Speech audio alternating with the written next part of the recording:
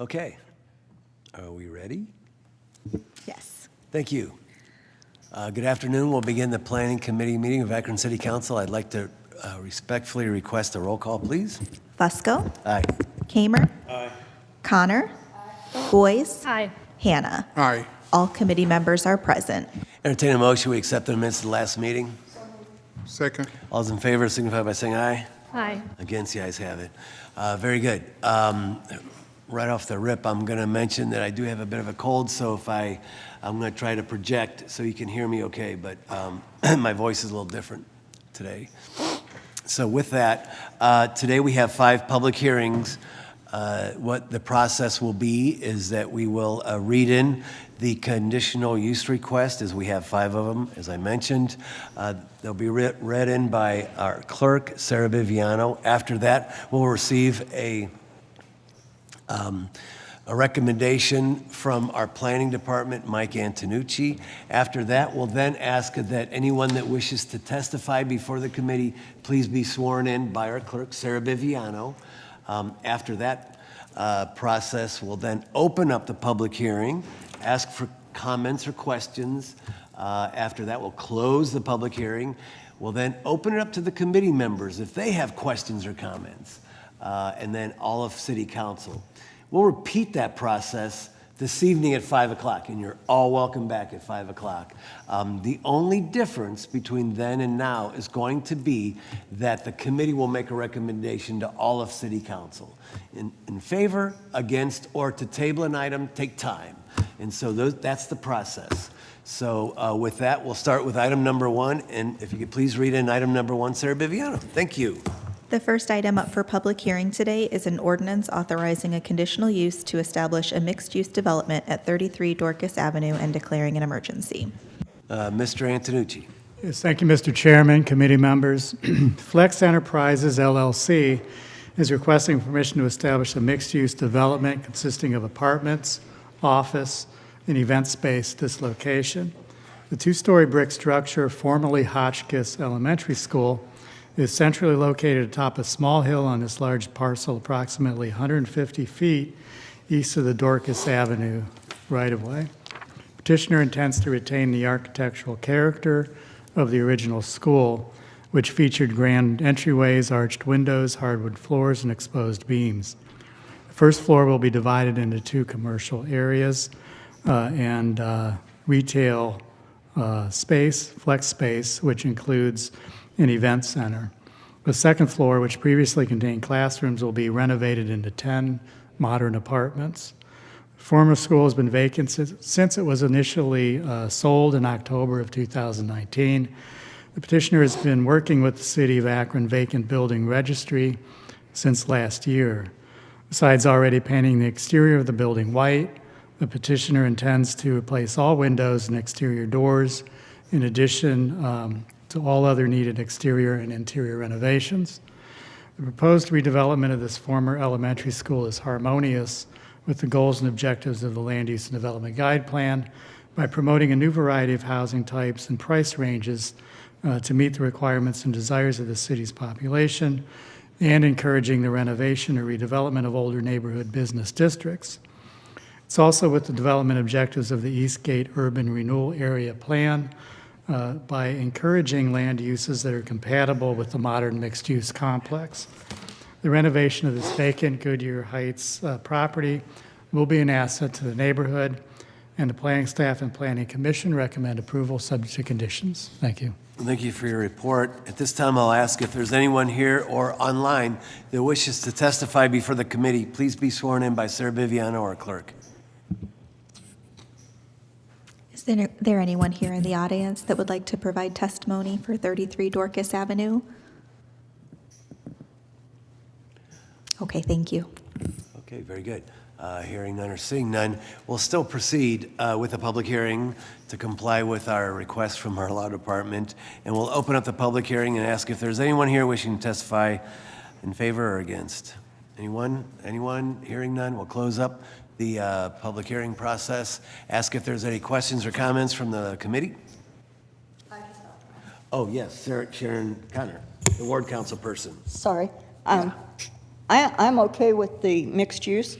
My concern is that's a fairly large property, and I drove by it this morning. On the back part of the property, all around the perimeter, there must be 15 bags of trash, and those back stairs where the tree canopy kind of covers them has a bunch of like clothing, sleeping bags, and stuff where people may have been staying up on those steps. So it's okay to paint the front of the building and the building, but you got to look at the whole property because the perimeter that you can drive by is a hot mess.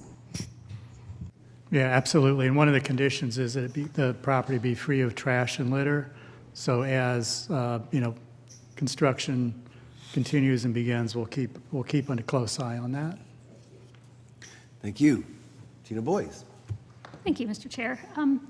So is the city acquiring this property? I looked at the property card, it looks like it's still T&T Land Management LLC. Was that the original purchaser from the schools, and what's happened in between there? Yeah, no, it's privately owned. Oh, and this Yeah. is the entity that's doing the Yes, this is the entity that's doing the work. Got it. Yes. Thank you. Linda Mobian.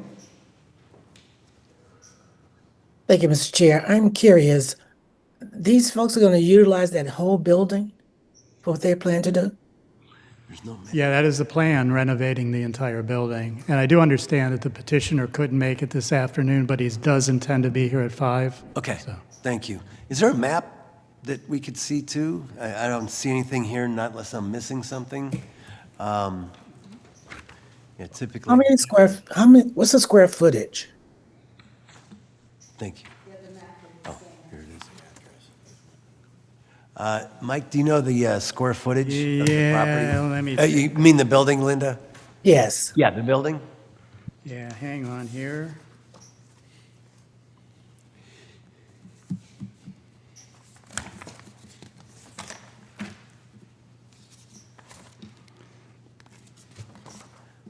.26 acres. It's 5.26 acres, the parcel itself, so. Yeah, it's roughly a footprint of 5,000 square feet, so it's 2 stories. Okay, so, That's not too terribly big. Okay, thank you. thank you. Mike, is that 5,000 per floor or altogether? Per floor. 10,000 square feet? Okay, cool, thank you. Further questions or comments? Okay, very good. Hearing none, seeing none. Item number 2, Sarah Biviano, please. The second item up for public hearing today is an ordinance authorizing a conditional use to place a digital outdoor advertising display at I-76 Englewood Avenue, parcel number 676161, and declaring an emergency. Mr. Antonucci, please. Thank you, Mr. Chairman, committee members. V Outdoor is requesting permission to replace an outdoor advertising display or a billboard on this property. The double-sided V-shaped billboard would be located at the northwest corner of the property, just west of an unpaved extension of Britton Road. The lot once contained a parking lot for the former General Tire offices and factory on the property to the south. The digital panels, each measuring 48 feet by 14 feet for 672 square feet of area, would be supported by a steel monopole column. The structure, with a base elevation of approximately 11 feet below the interstate surface, would reach an overall height of 55 feet above ground level. The zoning code establishes the development standards for advertising displays permitted as a conditional use, and this proposal meets most of the requirements. The required minimum setback of 15 feet can be achieved. The proposed height would be similar to, if not shorter than, the approved heights of several recently approved displays and other billboards to the east along the Wheeling Railroad property. Should not impose on the surrounding area. It's expected that digital display would comply with national lighting requirements and recommendations as set forth by the International Sign Association and Outdoor Advertising Association of America.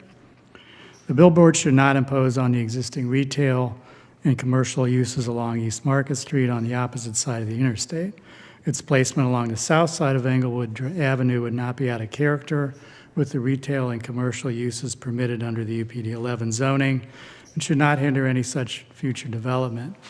A billboard at the proposed location would contribute to a vibrant business environment by providing an efficient means for local businesses to communicate with consumers. And both Planning Commission and Planning staff recommend approval, subject to conditions. Thank you. Thank you for your report. Sarah Biviano, could you please swear in any individuals that wish to testify before the committee? Is there anyone here in the audience? Thank you. Could you please stand and raise your right hand? Do you swear or affirm that the testimony you give will be the truth? If so, please say, "I do." I do. Thank you. Yes, thank you.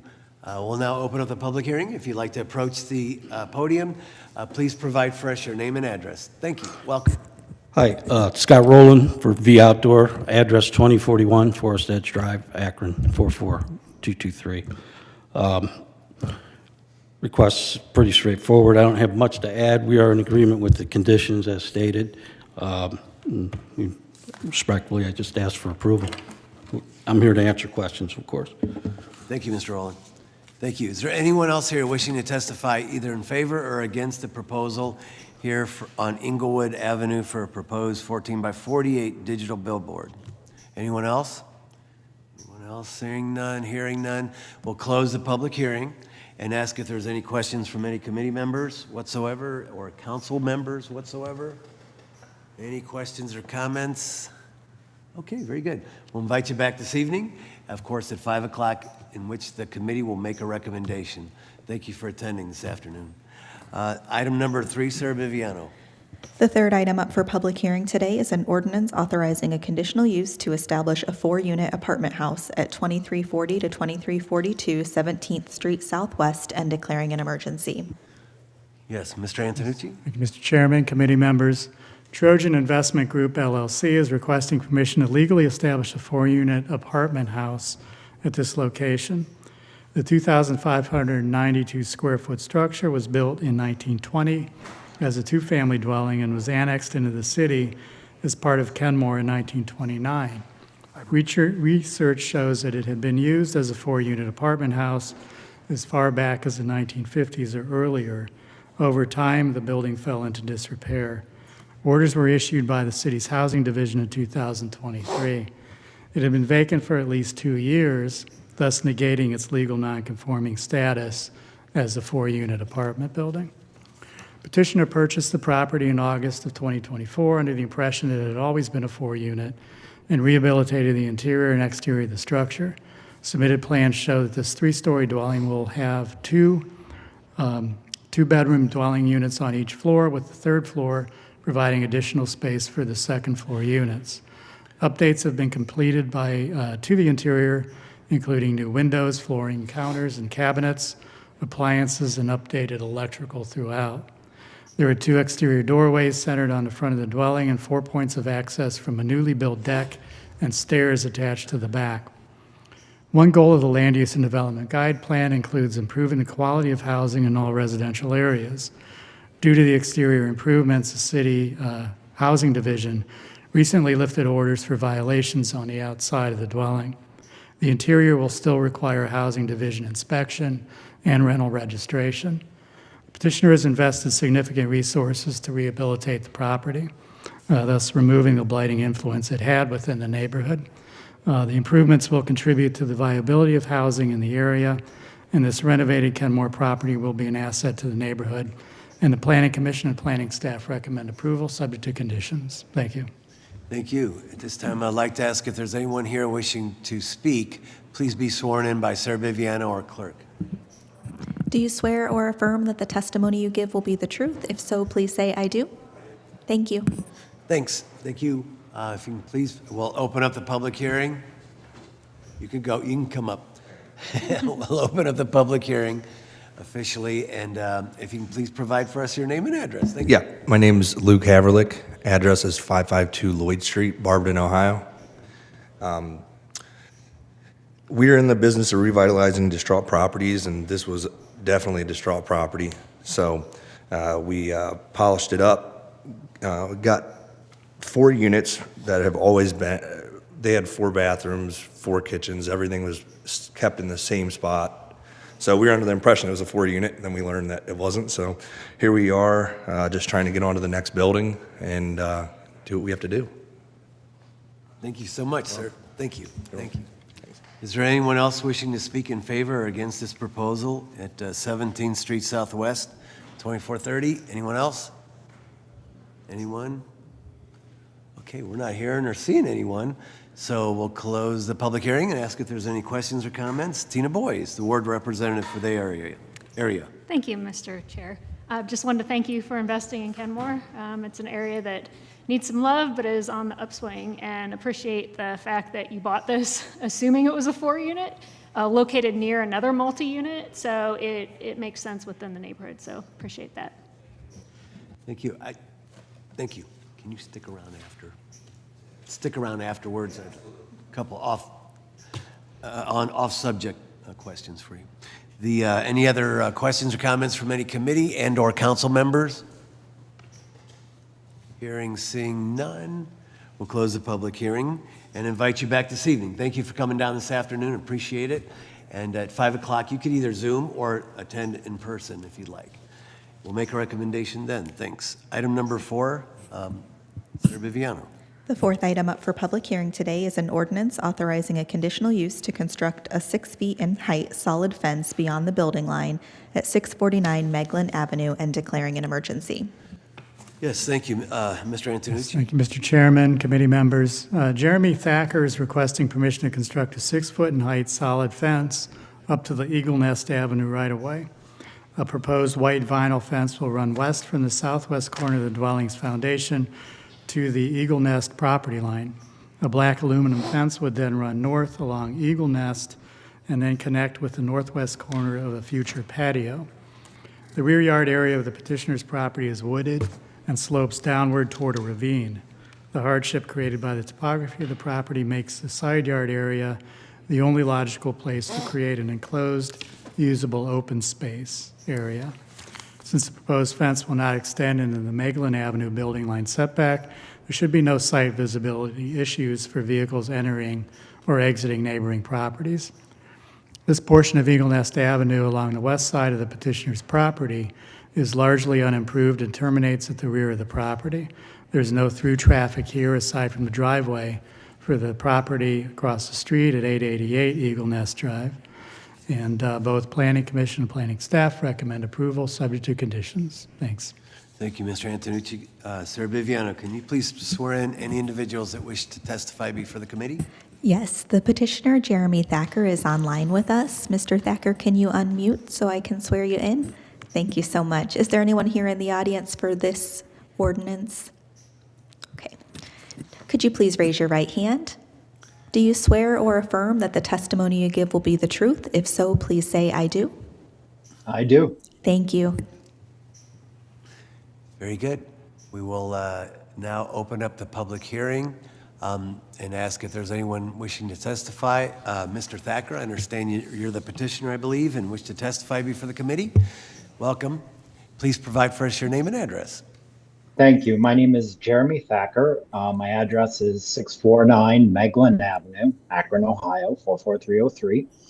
And I'm really eager to have a usable outdoor space for my dogs. There's no space in the back, as was mentioned, for us to extend a fence back. It's a ravine. It's a wooded area.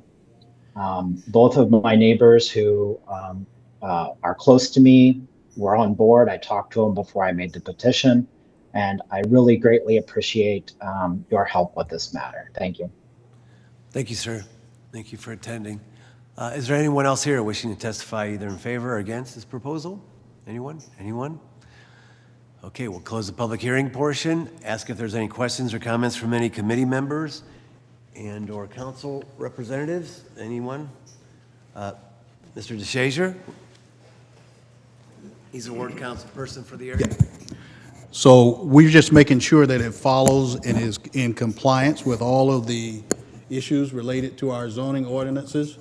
And we're going to be following that protocol, so we appreciate it.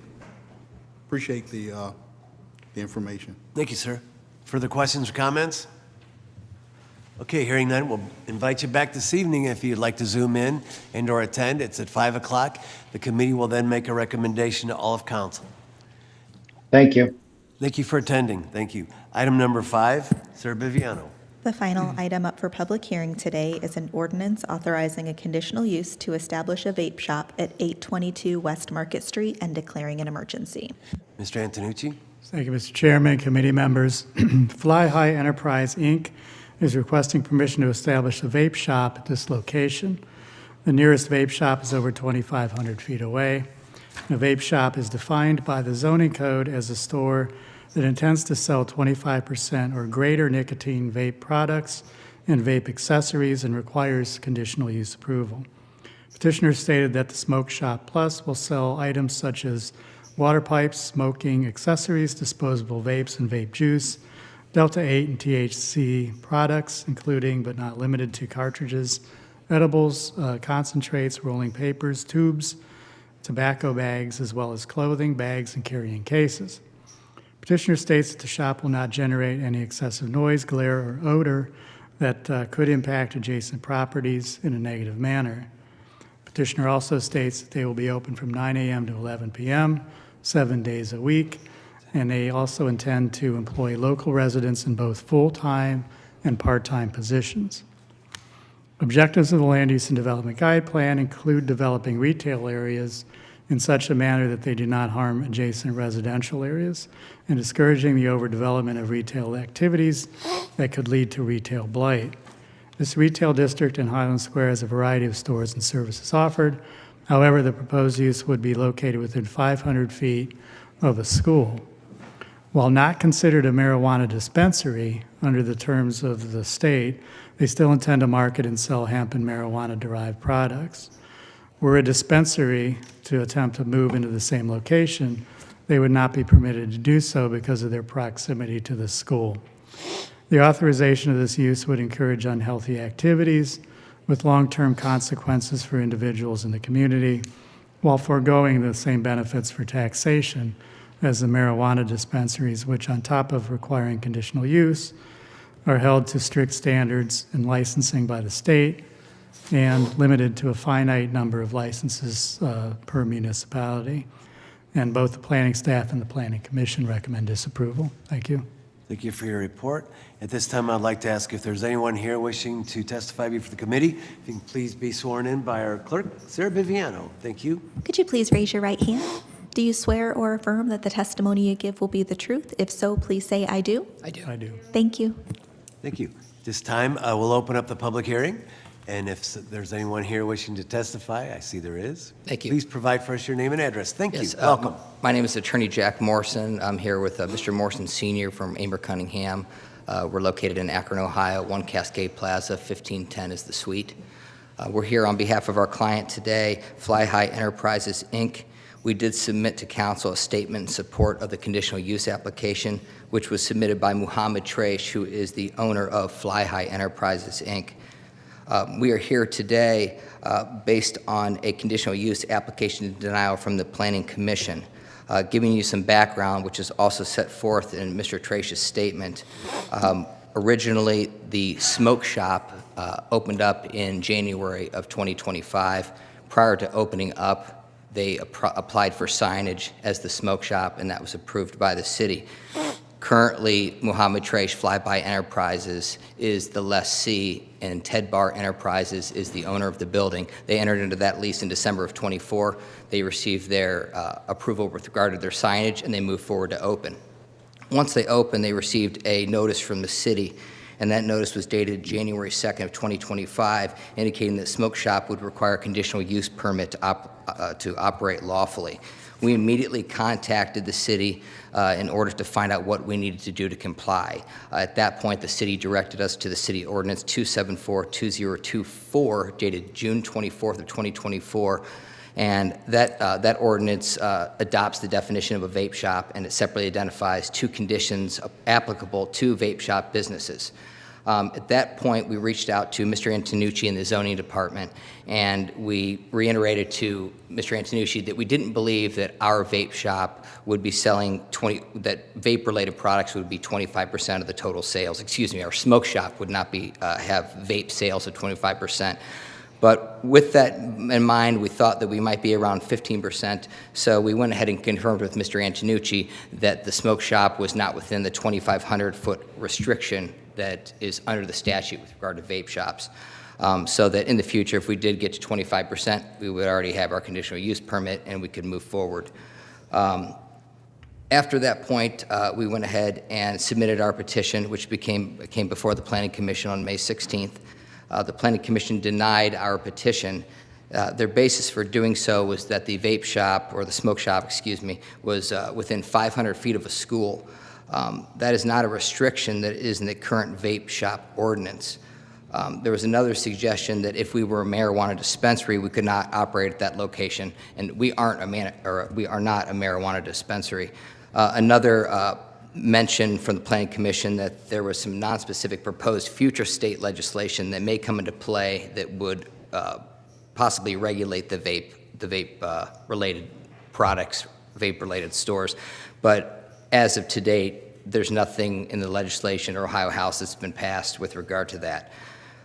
My client owns several businesses throughout the city of Akron, drive-throughs, vape shops, beverage drive-throughs, convenience stores.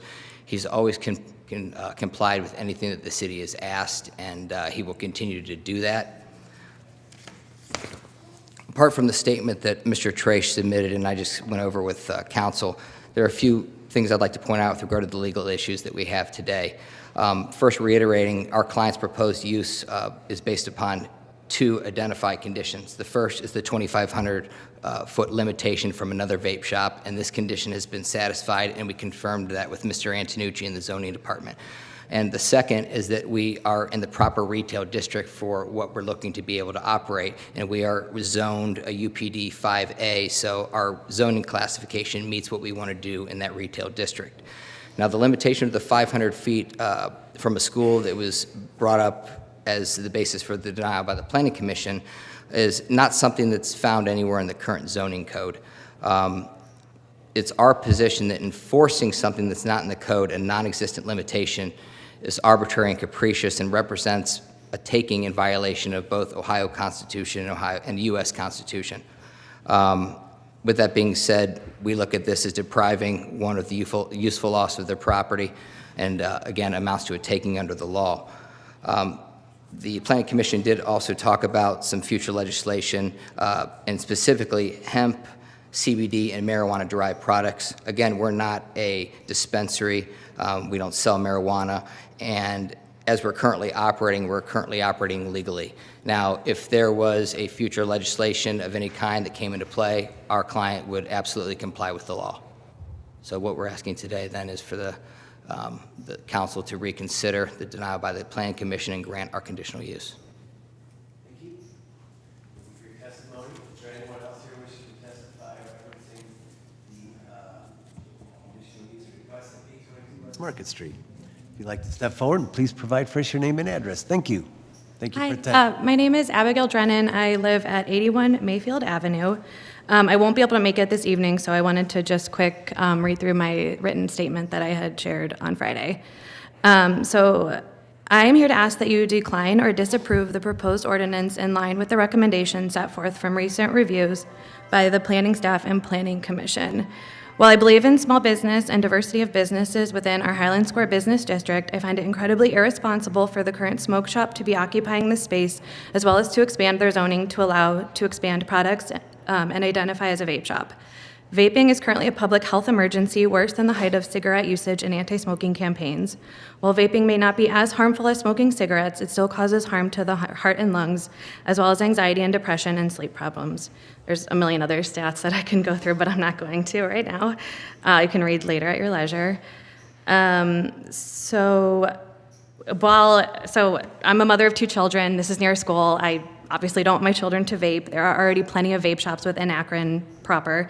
But additionally, I want to go off on a little bit of a tangent, but I believe it is beyond time to implement rent caps for the storefronts located in Highland Square proper. There are an incredible number of creative individuals and folks living in Highland Square and surrounding neighborhoods that could use this space, as well as the former Raycade space that has sat vacant for multiple years. Additionally, with the closing of our beloved Annabelle's, which I realize is a contradiction to my seemingly anti-vice stance, there is an opportunity to support and provide creative solutions for gaps in white space in our Highland Square business economy. For levity, here are a few ideas from my children, 7 and 5 years old: a card shop, baseball or Pokemon, art store or gallery that sells artwork, art supplies, and provides art classes for the community, or a karate studio or Lego store. In conclusion, this request is not in the public interest, serve as a public good, or preserve public peace, health, or safety, nor is it an appropriate use of land, so I request that it be declined. Thank you. Thank you for your testimony. Is there anyone else here wishing to testify either in favor or against this proposal at 822 West Market Street? Anyone? Okay, very good. Not seeing anyone. We'll close the public hearing portion and open up to questions from committee members. Yes, Mr. Hanna? Thank you, Mr. Chair. Thank you, Mr. Chair. Is this shop open at this time in that location? My question is, why did the city okay this shop to be open in the beginning, and now you want to put limitation on this location? Didn't the planning commission go out and check it out with and dot all the I's and cross all the T's before they actually okayed this location? Mr. Antonucci? Yeah, so there were things happening kind of all at once here. So, they came through with a sign that said smoke shop. The smoke shop, if it was like standard cigars or whatever, would be okay. So things started to change with the vape. We got the vape store or vape shop legislation that was passed. It just looked at the artificial nicotine and vapes and that kind of thing. So we'd seen or got testimony from the neighborhood that there are signs on the window that show vapes. So that's when we sent a letter saying it appears that you're a vape store, letting them know. And then I talked to the attorney and said that our definition of vape products is selling more than 25% of vape products in the store. They said we're okay with the distance from another one that has to be 2,500 feet by our new legislation.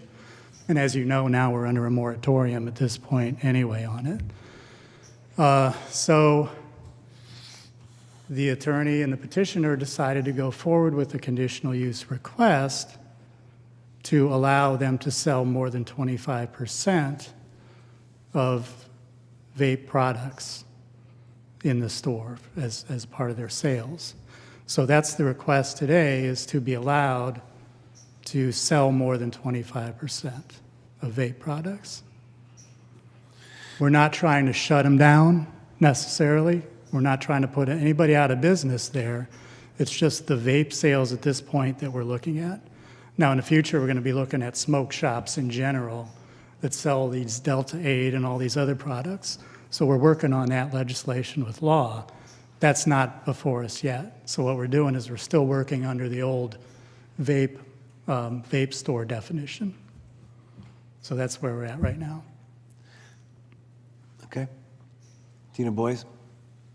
Thank you, Mr. Chair. Question about how do we calculate the 25% of total sales? Do they provide sales data to you monthly? How does that work exactly? Yeah, it's so again, we're working on new legislation for smoke shops, which we hope is going to be clearer than what we have on the books currently. So right now, the definition is it's a sale of purposes of this code. Principles shall mean the alternative nicotine products, vape, juice, or both constitute at least 25% of the business's aggregate retail sales, determined by assessing the annual total monetary value of all products and or services sold. So it's an analysis of the overall sales. Got it. So it's not the amount of that being sold, it's the proportion of it to the amount of money they earned in a year, Correct. basically. Correct. So they could be selling more than 25% of those products. It just wouldn't show up because maybe if they're less expensive than maybe other products, that would negate that. So that seems like maybe that's part of our issue too. Thank you. Further questions or comments? Yes, Mr. DeShazier, Ward Council person for the area. There are several citizens of Ward 1 who are concerned about a couple of issues, and it needs to be cleared up. One is the distance to the school and whether or not that is a non-compliant issue in our zoning code. And and what you were saying in terms of the percentage of product, 25% or more, how do we define that and how do we put an encapsulation on that so that people know what's happening? People are not concerned specifically about the business as it is today, but they are concerned about going into the future. And so maybe you can clear that up for us. Mr. Antonucci. Well, yeah, we would definitely need to clear up that definition that, what we're going to be looking at as far as a definition for a smoke shop going forward. We intend to, so there's the vape store that's, we're dealing with nicotine products essentially, but then there's the smoke shop which sells the cannabinoids and the Delta-8s and things that are hemp derived, things like that. So when we talk about the distances from the school, we're kind of comparing these vape stores and smoke shops that are operating pretty much unregulated to be anywhere. When, we're telling the marijuana dispensaries that they have to be all these 500 feet from the school and all these other distances. So we're making that comparison, that this is unregulated at this point, and so we're trying to rein this in. So. Thank you. Further questions or comments? And of course, we will invite you back this evening at 5 o'clock. The committee will then make a recommendation to all of council. Thank you for attending this afternoon. Thank you. With that, we'll now move on to the balance of the agenda, and we'll go into the new list of legislation. Item number 1, Senator Bibiano. Item number 1 is an ordinance authorizing the disposition of a portion of city-owned property, Summit County parcel number 6858877, to Let's Grow Akron to allow the continued maintenance of a community garden and reduce the cost to the city and taxpayers in maintaining vacant lots, determining said property is not needed for public use and declaring an emergency. Yes, thank you. Yes, Mr. Julian. Hi, thank you. Yes, the parcel in question is in the Summit Lake neighborhood at the corner of Edison Avenue and Long Street. And it has been used as a community garden supported by Let's Grow Akron for over 10 years. We have been working with Let's Grow Akron, of course, to support community gardens in various neighborhoods. As part of the Summit Lake Land Use Plan that was completed and endorsed by council last year, there was a strong community preference that we maintain this particular use at that corner forever. And so this will execute that. We will transfer the property to Let's Grow Akron and allow them to continue to operate that as a community garden. There is a portion of the parcel that is not used as a garden, and speaking to Let's Grow Akron, they don't intend to expand onto that, and so we're going to resurvey and split that so that we can have that as a future home site in the neighborhood. And so we're asking for support of this transfer. The Planning Commission has determined that it's not, that the land is not needed for city purpose. Thank you. Is there a rush on this? Consent agenda okay? Questions or comments? Is there a recommendation for consent agenda? So moved. All those in favor, and there's a second. Did you get that? Yep, second. All those in favor signify by saying aye. Aye. Against? The ayes have it. Is that it? Okay, very good. With that, the Planning Committee meeting of Akron City Council is adjourned. Thank you all for attending. Our next committee today will be the Rules Committee, and it will begin at 2 o'clock. Those committee members are McKittrick, Fusco, Amobian, Connor, and Davis. Again, that's the Rules Committee, and it will begin at 2 o'clock. Thank you.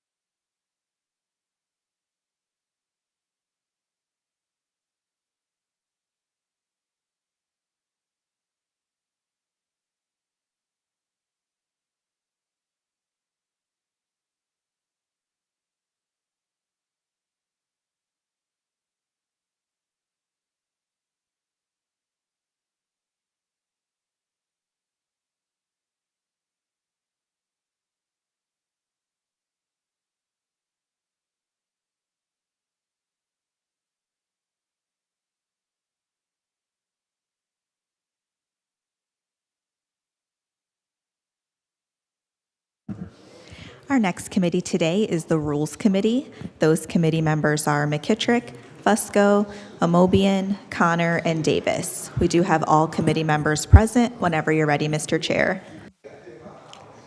Thank you, Clerk Viviano. I'd like to call the Rules Committee to order. We have previous minutes to approve. If I could get a motion in a second. So move. We have a motion and a second. All in favor, aye. Aye. Any opposed? Thank you. Okay, in the regular agenda, we have one piece to come before us, and it's an ordinance amending Section 30.14 and 30.99 of the Akron Code of Ordinances, repealing Section 30.15 of the Akron Code of Ordinances and declaring an emergency. I'd like to yield to Mr. Fusco, since this is his piece. Yes, thank you. Again, this is a piece that's, it was developed many years ago whenever the Board of Elections did not, they weren't as agile as they are today in terms of turning around reports and making them available to the public. Whenever this was introduced and passed, it was a time whenever it would literally take the Board of Elections, you'd have to request, make a public records request to get a copy of the thing. That's what I was told anyways, of the report. As we all know, all of us that run for office, reports are due 10 days before an election. This is the Friday before report that we all file, I'm sure. And it's cumbersome for our clerk and for our staff. No one, really kind of checks them out. As far as I know, compliance is kind of low. And I also spoke to the Board of Elections as well, and they had said that whenever that 10 days, typically the next day, all of the reports are available online. Sometimes it could even be 2 days, but that's well in advance of the Friday before report. And so therefore, this is, I think its time has come, and I'd respectfully request that we pass it or vote on it today. Thank you. Any questions? I'll do my best to try to answer.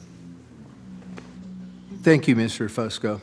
Are there any other questions or comments from any committee members? Any other council members? Motion to approve. Clerk Bibiano, this is only the second reading, correct? This is its third reading. Oh, it is third? Okay. Does the committee have a motion to approve? Motion to approve. Is there a second? Second. We have a motion and a second for approval. All in favor, aye? Aye? Aye. Any opposed? Okay, we'll get that out this evening. There's nothing further to come before rules. We will be adjourned. Thank you. Our next committee today will be the Public Service Committee. Those committee members are Kamer, McKittrick, DeShazier, Bolden, and Lombardo. We do have all members here in chambers present with us today. If we'll give everyone just a moment to get to their seats. Thank you.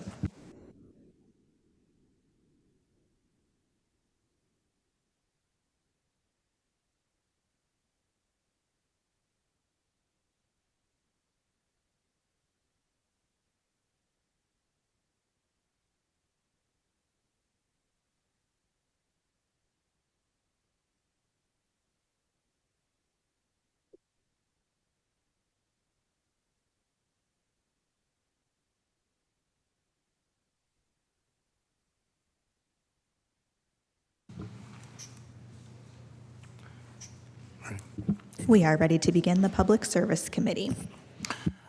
Hello, everyone. I'd like to call the public service meeting to order. Please, all members are present, and we do need approval of last week's minutes, please. So move for the approval of the minutes.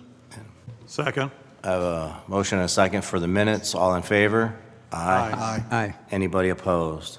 All right, well, thank you. We have three new pieces in front of us today, and our first one is an ordinance authorizing the removal of destination as a through street for portions of Lover's Lane from its intersection with Beardsley Street to 115 feet west of its intersection with Brown Street, 124 feet east of its intersection with Brown Street, to its intersection with Burkhart Avenue, its intersection with Coventry Street, to its intersection with and Ada Street, and its intersection with the north leg of Merton Avenue, to its intersection with the south leg of Talbot Avenue, and declare an emergency.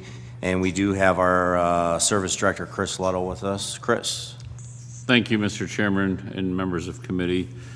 I think this is the third designation that we've brought to you of a street or residential street that we are now going to classify as a non-through street. So this is part of our whole traffic calming initiative. Lover's Lane, this is about a mile of that explanation the councilman just described. And there's parts that are 25, there's parts that are 35. So this designation will allow us to notify ODOT that this is not a through street and the whole entire length will be reduced back to 25 miles an hour. We'll repost those signs of the recent change in the speed, and then we will post all new 25-mile-an-hour signs throughout this corridor. All right, thank you, Chris. Appreciate it. Highly in favor of this. I appreciate you folks continuing to do this. Any questions or comments from council members on the Public Service Committee? Any other council members with us today? All right, consent okay? Yes, sir. Committee? Motion for consent. Second. I have a motion and a second for consent. All in favor? Aye. Anybody opposed? All right, thank you. Moving on to the next piece, resolution declaring it necessary to improve certain streets in the city between certain termini by providing street cleaning services and street lighting and declaring an emergency. Chris. Thank you, Mr. Chairman, members of committee. This is our annual assessment legislation. This legislation will allow us to issue an assessment for street lighting and street cleaning. This assessment rate has not changed for over 10 years. The residents, the business owners, all abutting property owners that receive these services have paid the same rate, and it goes on their property taxes. And as you know, this funds not only our street sweeping or our street cleaning, it also, if you call 311, let's say for a dead animal pickup, that comes out of this fund. All your snow and ice services come out of this fund. Some of equipment that we use for those services come out of this fund. Also, our leaf collection is out of this fund. So this is kind of a wider range of things, but like I said, this assessment rate hasn't changed. Now it's not exactly, as you know, in resurfacing where we have a rate for a residential or arterial collector, okay? There is different classes of street because we do have some residential streets that might have a little higher class because it could have a bus route on it, it could have a school route on it, so they may receive a little bit higher service, especially when you come to snow and ice. I mean, the leaf collection's the leaf collection, we pick all the leaves up. So if you looked at a residential street, and to give you an example, probably a typical residential street with our lowest class, which means there's no bus route, there's no school, they pay just under $100 a year. So it's about, I think it's $47 or $46 a half. There's like a $3 fee and it comes to that. But the next street over may have a school or may have a bus route. So you think, well, that's a residential street, but it goes by your front footage too. So everyone is not exactly the same. You know, that example was like on a front foot. So you could have a house across the street that's 53 feet and you say, why are they paying $4 more? But it goes by your front foot, okay? So it's not as easy to explain, but really the rates haven't changed, like I said, for over 10 years, and we don't plan to raise them this year. Thank you, I appreciate it. Memory serves me correct. How often does this come in? Every year? Every year we bring it in, yes, sir. Okay. Any members of council on the Public Service Committee, questions or comments? Those houses that are on corners, Corners pay a little bit more because they have two streets. They're benefited on both sides, sir. Good question. Okay. Thank you, appreciate that. All right, with that, is consent okay? Yes, sir. All right, motion for consent? Motion for consent. Second. All in favor of consent? Aye. Anybody opposed? All right, thank you.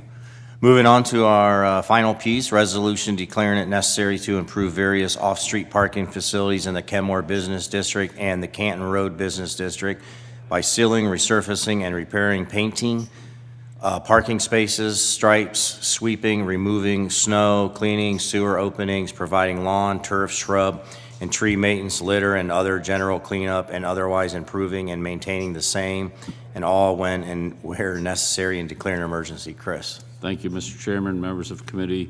The two business districts that the councilman read in, when they were established, we'd established a special assessment to maintain those two parking areas. So what we do is we keep track of everything that we do throughout the year. The mowing, the trimming, the litter pickup is pretty much constant. If we do provide a higher level because we have an extremely rough winter, then the assessment rate would go up a little bit. But really, if you look at last year's cost, and it's true cost, so it's true cost we performed, we were about $100 cheaper in 2020, this past winter as the winter before. So really, the cost is not going to change to those property owners for the special assessment. Thank you. Any questions or comments from committee members or other council members with us? Okay, is consent okay? Yes, sir. Motion for consent. Second. I have a motion and a second for consent. All in favor? Aye. Anybody opposed? All right, that's our final piece. We are adjourned. Thank you. Thank you.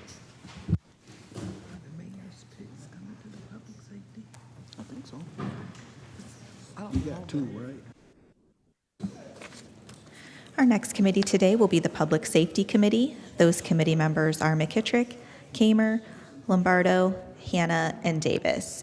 We will get started at 2:15. Thank you.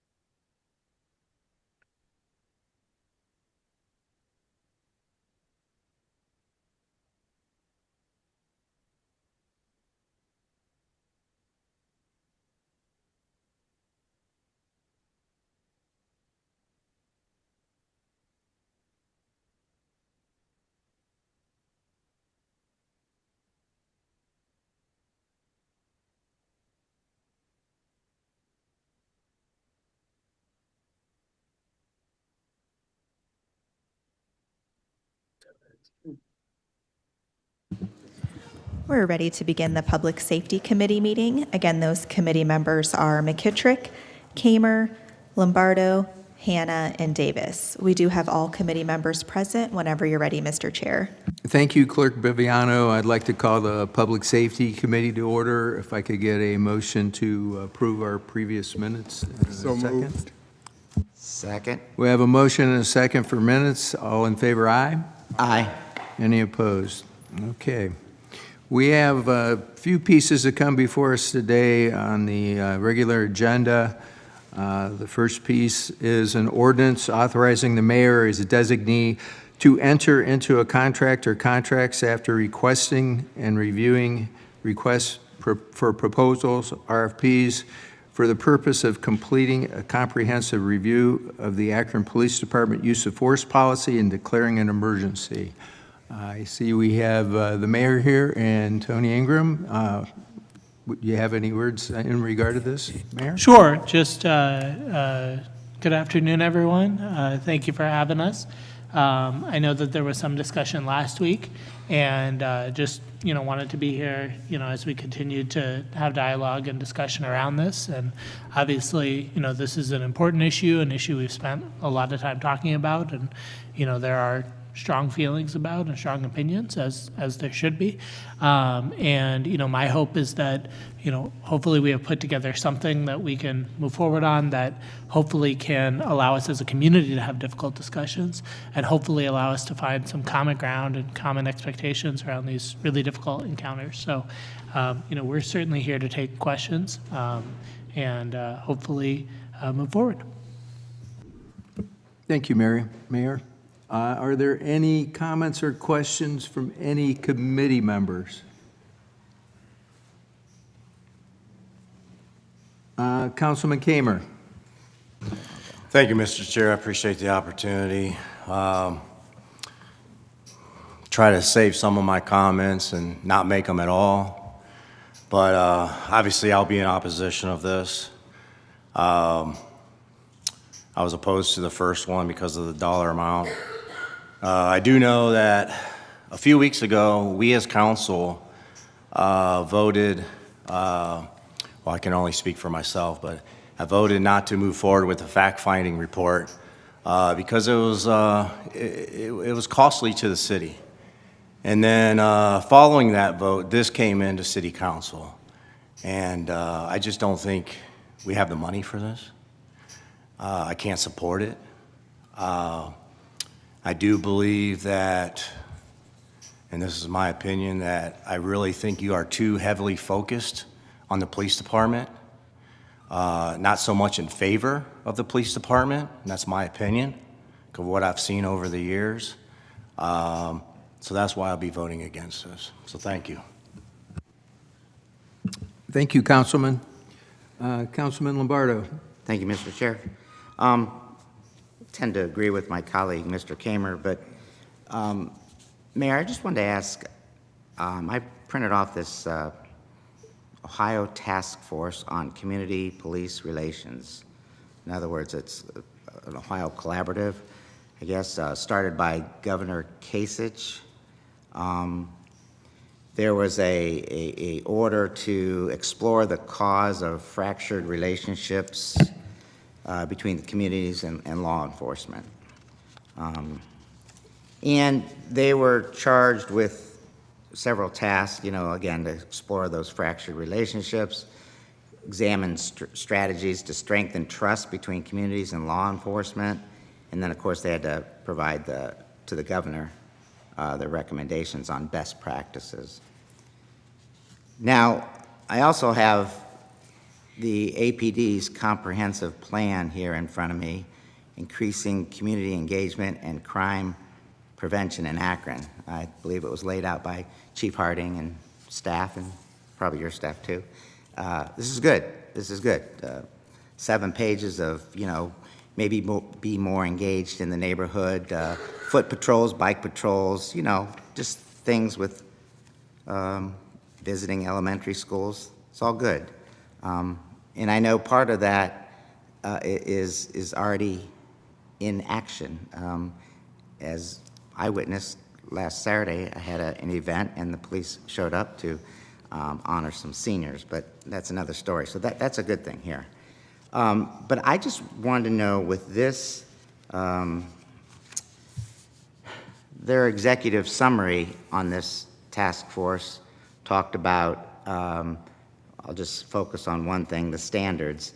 The state of Ohio shall require all law enforcement agencies to adopt minimum policies, but not limited to, the use of deadly force with the goal of enhancing the protection of all lives. I believe we have passed the test on this. Have we not? Mr. Ingram, I guess I speak to you too, but this type of collaborative, has been approved, and it meets standards, all the standards. It was free to the taxpayers. It didn't cost a dime. It was done by an independent agency. So I guess a couple things, are we still in compliance? I would think we are, but are we still in compliance with this? And if we are, then why isn't this by an independent agency? Why isn't this, I guess, good enough? Like, they gave the answer that the Akron Police Department, is within their policies. They're in their policies, their standards. So I guess, why do we need to go down another path as if this wasn't good enough? Sure, Councilman. I appreciate your question and your comment, and I guess I would say two things, and then certainly, Mr. Ingram, if you have anything to add. I think we have discussed a lot of different reports that have been done over the years, on this issue and on other issues, and there is certainly in that, things that we should continue to look at and things that we continue to work towards implementing, right? We added body-worn cameras to uniformed, street narcotics officers and SWAT team, right? So that was in the Racial Equity Social Justice Task Force. The report that you reference, I don't know if I've seen the specific one, but I know in the past discussions that we had, we've talked about the state standards that are there through OBADA and the process of getting accredited, which the city has been going through for our police department. We certainly have to do, have to get minimum standards. Certainly we want to meet the best possible standards. There's different levels of that accreditation. What I would say is that, we, from my perspective, when it comes to these issues, which are not, they don't cover every interaction, certainly they don't even cover most interactions, right? They cover the small percentage of interactions in which deadly force is used, right? That we owe it to our community, we owe it to our organization, we owe it to the Akron Police Department, we owe it to everyone to have the best possible policies, the best possible training, the best possible approach to those encounters. Not that that's going to result in deadly force never being used or being used less, but that it's used in ways that our community understands and that there's some shared community expectations. I've been down here, since I was sworn in. I used to sit at this desk. We've had a lot of conversations about policing and about use of force, and often they have divided our community, right? And my hope is that we can use this as, is this review necessary? I believe it's necessary. It's not legally required of us, right? But there are things that we do all the time that we are not legally mandated to do, right? Because it will help us improve as an organization and as a city. And I believe this, given the focus in our community and given the fact that these are life and death encounters, right? When someone loses their home, we can help them find housing. When a business goes through challenges, we can help them get back in business. When someone loses their life, we can't change that we owe it to ourselves to have the best possible approach. And it's one that's been recommended. So the police auditor's office has recommended that we do this review, right? There have been calls in the community for this kind of review. We have not done a review of use of force specifically as an issue. And again, I'll go back to what I said 2 weeks ago. it is not just a one-sided or unnuanced thing, right? We have to have conversations about why our officers are encountering, more and more people carrying illegal weapons, and help, educate especially our young people at, what kind of behaviors might lead an officer to feel threatened or feel the need to use force, right? And so and that's part of why a lot of this engagement is actually engaging with our officers to hear their perspectives. But the last thing I would say is that we when it comes to this issue, again, it's not exclusive, right? We ought to do the community engagement plan that has been put together. We ought to do many, many other things, right? To me, this is just one piece in a much broader puzzle, right? And so do I think it's an important piece? Yes. It's not the only piece, right? But to me, it's in service of having the best possible organization we can have and having the best possible system for our officers, right? I want them to succeed. But if we're putting them in difficult situations and not equipping them with the best possible policies, the best possible training in these life and death situations that we have seen over this last year and a half and before, then I think that's a missed opportunity. Yeah. Well, when you talk about, use of force and everything, it goes back to like the offense. Remember the example I gave about this is somewhat like a football game, but it's the offense that causes the use of force sometimes, and I guess could we get in a situation where an officer has not broken the law, but he broke a policy? I mean, how can those two coincide, I guess? Because can't we get in a situation where he didn't do anything wrong against the law, but this policy that maybe we're going to create is so restrictive that he broke a policy? So how do you want them to act, I guess? Well, I guess I would, again, say two things, and I'll try to make it shorter than I did last time, right? I think the first is that in most situations, when there's a violation of policy in any part of the city, there's not a criminal legal violation, right? So you can violate a policy around cybersecurity or around, being on time or whatever. That's not violating the law, right? But that presupposes that the only possible change is changing the standard of the policy, right? There can be changing the training requirements. There can be changing what we train on. There can be changing the education. It's not that, I've always said since the beginning of this is we can't assume that, the standard for use of force, that the standard is what has to change, right? We don't want to be drawing the conclusions, but there are a lot of ways that this can benefit us beyond, this is not sitting here saying we are going to change the policy, we're going to change the standard and working back from it. We're working into this and saying, how can we improve in this space? And I think that's often, and not to go too far down sidebar, but that's often where we get stuck in this debate is a situation happens, a terrible incident happens that is without everyone agrees that it's a tragedy, right? And we get stuck on, was it a crime or was it not a crime? And people get in their camps instead of saying, if this was to happen again, how would we approach it, right? Putting away all the blame, how can we approach situations like this better? That's the only question I want to ask. Yeah, and I think that I don't want to put words in your mouth, but I think on the radio the other week, I thought you had said just that how can we approach this situation better? And the discussion was about, again, a few weeks ago, how the officers responded to a call and they were like shot at. So I guess I'm confused in how can we approach that better? Well, we were shot at. So I don't know.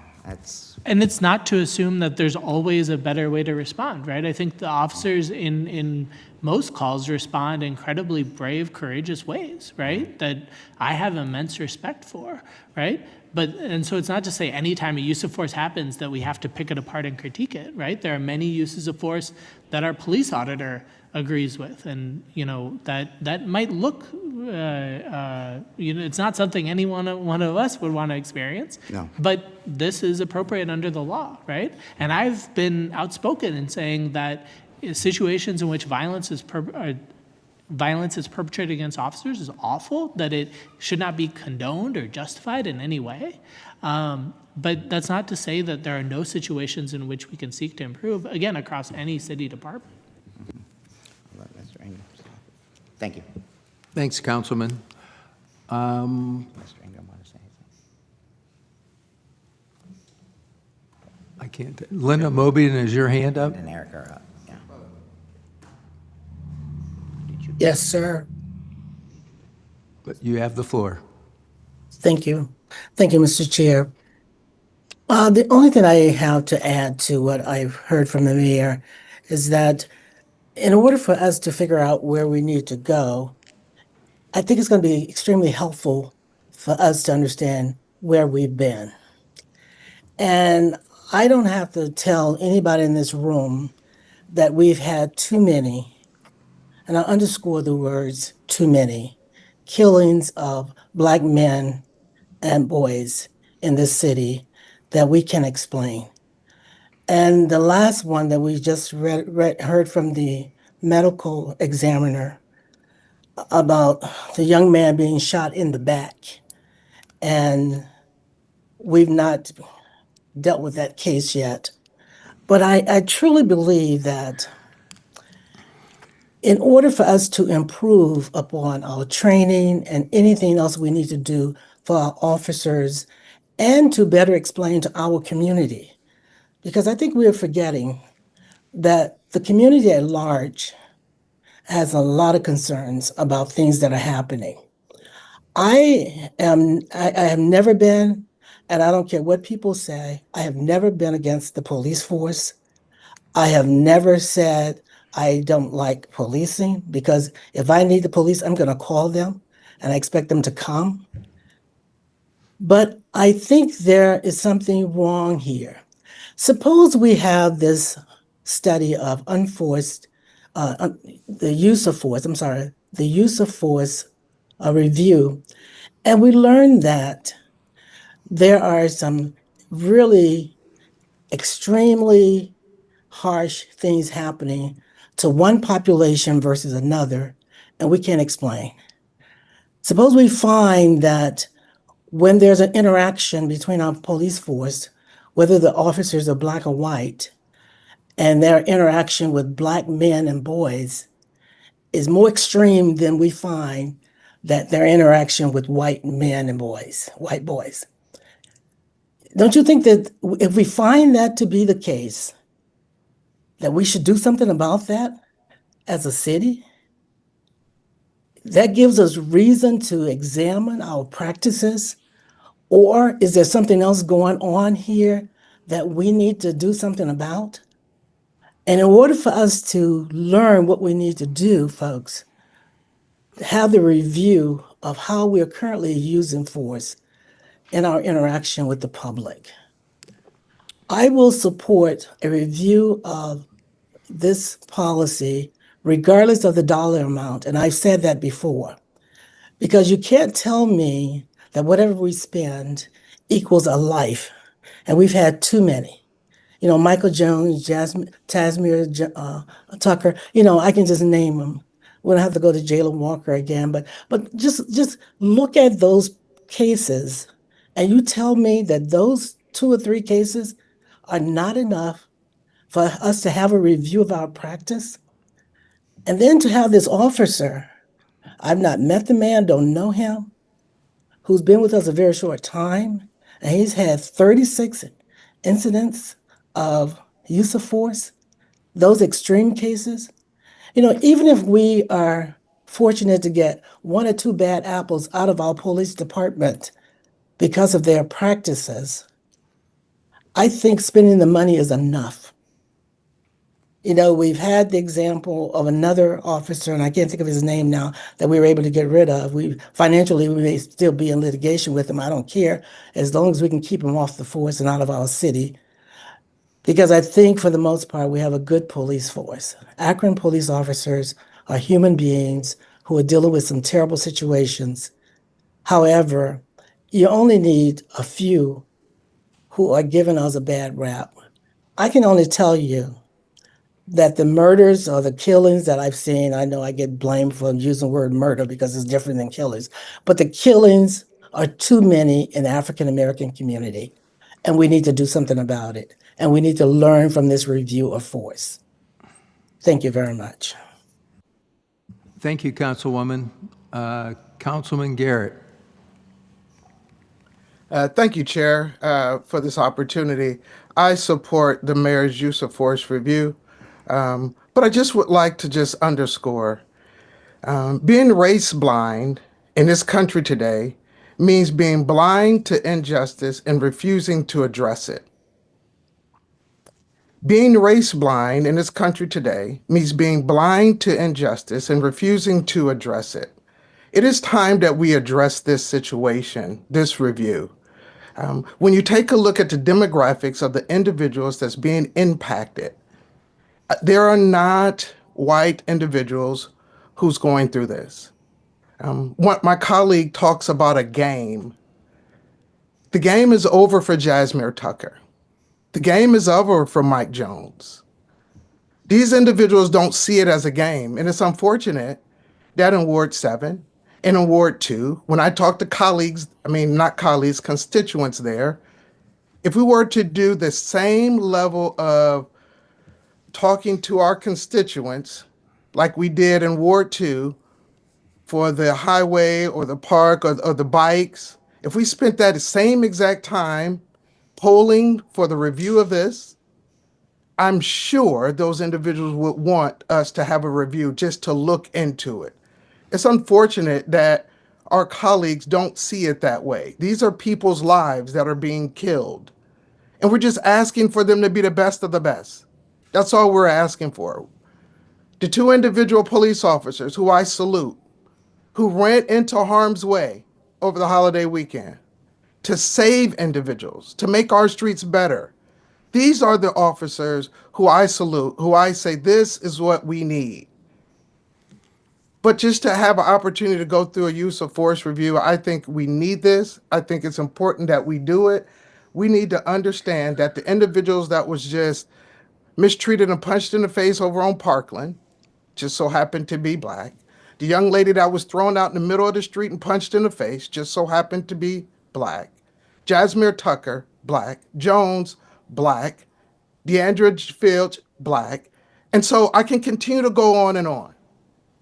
But if it was a white individual mistreated the same exact way, would my colleagues still feel the same? And it's unfortunate that we still have this race blinders on. We don't see it the same. These are all human beings. We all stand and do the Pledge of Allegiance.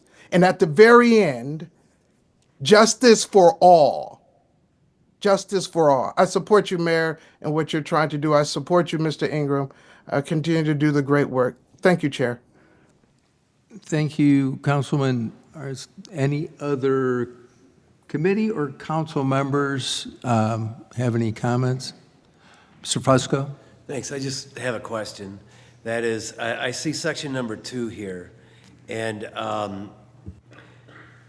typically whenever something's over $50,000, we approve. So will we be approving on this, who the selection's going to be? Or is section 2 leave us at that? This is the authorization, so we are. Yeah. So once we approve this, we'll be done, and then it'll be your call in terms of who does it as opposed to the legislation coming into council? Is that Sure, but that is how it's done in many other situations. Not all, yeah. If I can, Councilman, I just wanted to make sure that as we go into the RFP process, that I knew what number this is authorized, council would authorize the administration to spend on this, right? And so, because I don't want to, bring forward, go through an RFP process, bring forward someone at $450,000, and I don't know that I have authorization to do that, right? And we go through 2 months of an RFP process there. So, that, we, the council president and I spoke, and certainly the RFP proposals are going to be public and, available for council to take a look at, but, yeah. Just asking. Thank you. Thank you, Councilman. Councilman Bolden. Question on the funding of this. Maybe I'm wrong. We were looking at the last one. That was going to be funded out of ARPA money or not?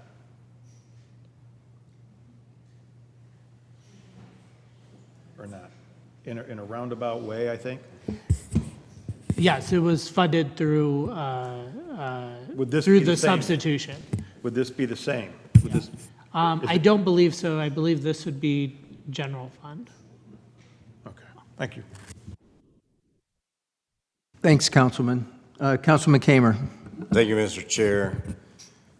I just want to add to my comments earlier. I just think, when you first brought in the first piece, I'm in favor of a police review, but not at the taxpayer's expense right now. And, the reason why I'm opposed to this is I believe that you have your foot on the gas pedal with the police department. I mean, when you were a council member, I was part of the thing called Reimagining Public Safety. You spearheaded that. We have an oversight board right here.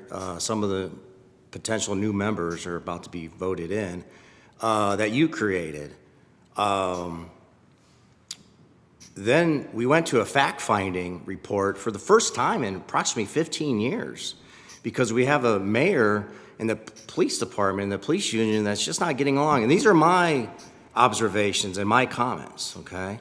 And that's why I'm going to vote against this, because I just think your foot is on the gas too heavy with the police.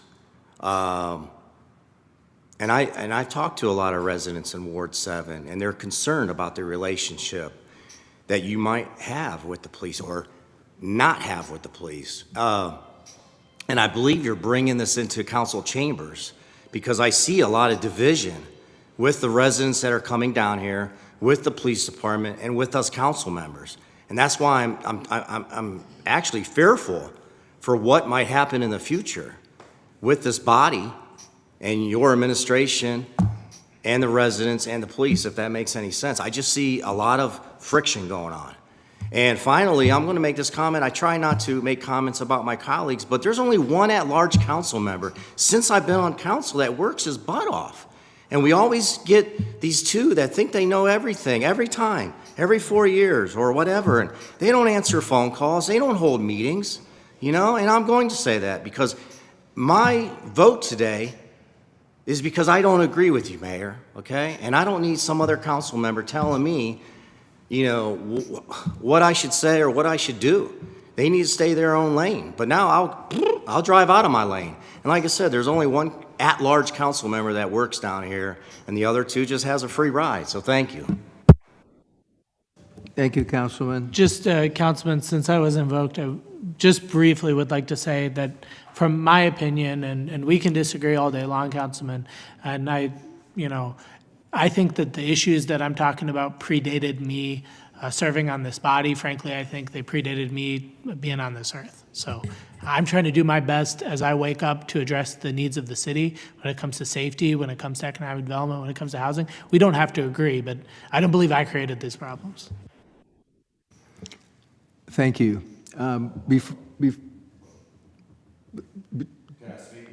Go ahead. Thank you, Mr. Chair. What was that last part? Corrupt? No, I said I don't believe I created them. Oh, created. All right. My apologies. No. And real quick, and we're agreeing and disagreeing here. And we're doing it in the public. We're trying to be as professional as we can, and I respect that. I'm just like going on the record, just saying, Mr. Mayor, I'm here to support you as much as I can, but I just can't right now. And I'm for a police review of our policies if it's like our oversight board that wants to do it, or internal, like I said, when you first brought in the first proposal. I just think your foot is on the gas pretty heavy, and that's just my observations and my opinions. And I just see the friction going on with our community, and I'm trying my best to provide to prevent anything. So with that, I mean, hopefully I'm done. Thanks. Thank you. Before I recognize Councilwoman Amobian or Councilman Garrett, is there anyone who has not had a chance to speak that has any? Council President, go ahead. Thank you so much, Mr. Chair. And I just want to echo just something that Donnie has said, that, when we talk about use of force and a lot of these issues, we do see a huge divide in our city, which is concerning. But I think we're losing focus because, to me, it's bigger than just the police, right? Good policy provides structure. It provides consistency. It provides fairness. We're talking about defining what is reasonable use of force. I mean, that not only benefits residents, but it also benefits the police. It benefits all of us, the whole entire city of Akron. And I think that's what we're just trying to do, is we're trying to make sure we have standards, that we have expectations, and those types of things are being met. So I just want to say that I am in full support of the use of force review. I think that, we've had much conversation, and I think this is a compromise. The very first piece that came in, I was very vocal. I thought that the price tag was too high. We advocated to make sure that the University of Akron had a role to play in this, because, again, I think that we got to look at the long term. Just paying someone to write down some recommendations on paper does not do anything good for anybody. But now that we have the University of Akron at the table, that's going to help us with implementation is the most important piece. And again, I just think that this is bigger than police. This is not an attack on the police, but this is about setting expectations. This is about creating good policy. And as legislators, that's just what we should be striving to do. So again, I just want to say that I am in total support. Thank you, Council President. Linda Mobian.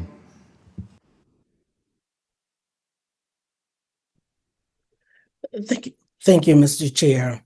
I just want to comment that I am in full support of this review. And I like what the president just said, that it's an opportunity for us to review everything. I'm not going to respond to the remarks that were made. I just want to say that we have to look at our practice. We have to look at who is being hurt in our community and the best way to respond to this. And I think this review will help us do that. I have nothing further to say other than the fact that we need to do this, and hopefully it can be done as soon as possible. Thank you. Thank you, Councilwoman. Councilman Garrett. Thank you, Chair, for the opportunity. As it relates to reviewing, whether we're reviewing the fire department or we're reviewing the Health and Human Services role, or we're reviewing Mr. Chris Little's department, the police department needs to be reviewed, and I am 100% in support of this. If those other agencies or departments needed to be reviewed, I would be in full support for the mayor to go down that path. However, as we're moving forward with this review, when you really just sit back and look at the lives that are being impacted, this is just a tragedy in the Black poor community that they're going through this. And just for us to have an opportunity to look at it, I think it's really important that we stay focused on that. I support the mayor in that regard. I'm going to work my butt off to assist in whatever regard we need help with in terms of out in the community speaking for it. I hosted a phenomenal event where we talked a little bit about it over at Garfield with the veterans. I had a lot of feedback as it relates to this actual topic here, and we're going to continue to move forward and work for it. So once again, Mayor, I support you in this regard. Thank you. Thank you, Councilman. Councilwoman Davis. Thank you, Mr. Chair. I do stand in support of this with the mayor, as I supported him on the last review. How long do you think it'll take before you'll have a company or law firm in place that will be addressing this review?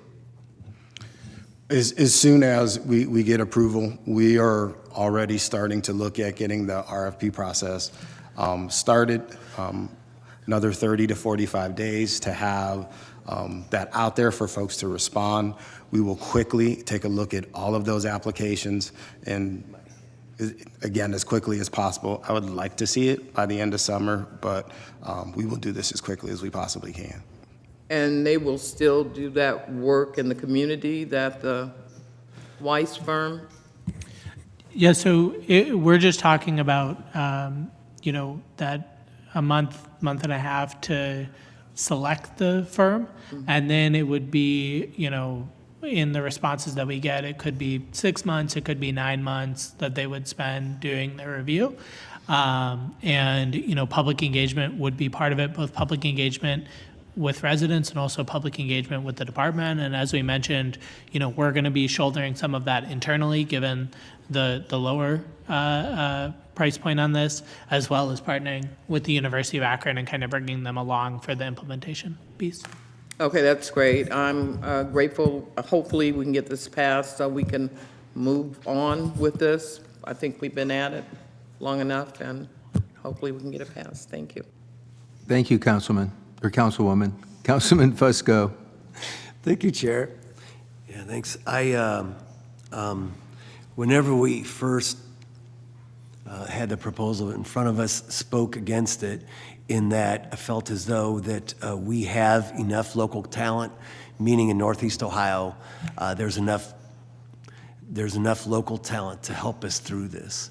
And just want to thank President Somerville and the university and Chair McKittrick and the mayor too, in terms of, looking at the University of Akron and the talent that they have that they can bring to the table to assist in this regard. And it's always been about the process for me. If in fact we're going to do this, wanted it to be inclusive of FOP, wanted it to be inclusive of those individuals that are on the front lines, wanted it to be inclusive of the high law and people from the community. And I believe we're there. And the mayor, I appreciate the fact that we've agreed to cut the price, look local, let's be local about this thing, and hopefully pull in with some good recommendations on policy. We're not going to change the law. We're not going to do that. In all likeliness, we're not going to do that. We can't do that in this regards, but we could tweak and we can look at and we can explore better training. We can look and explore better policy and continuous improvement we talk about in this chambers quite often, and I think that's what we're seeking. That's what we're looking for, is that continuous improvement, and we got to get better at this. Too many of our young people are affected, and our police department obviously is affected. So with that, I do stand in support of this. I would like to see the Ohio Collaborative at the table, if possible, because I believe that they bring a lot to the table. Their mission is to keep Ohio consistent across the board. And the sheriff is already at the table with the Ohio Collaborative. They're already doing the best practices, and they have just an amazing amount of experience, obviously, but we have to look at Akronizing this. And I believe that's where we're at right now. And with that, I appreciate your comments. I appreciate council's input on this too. This is a tough one for all of us across the board. And hopefully we'll be voting on it this evening and move forward with it. Thanks.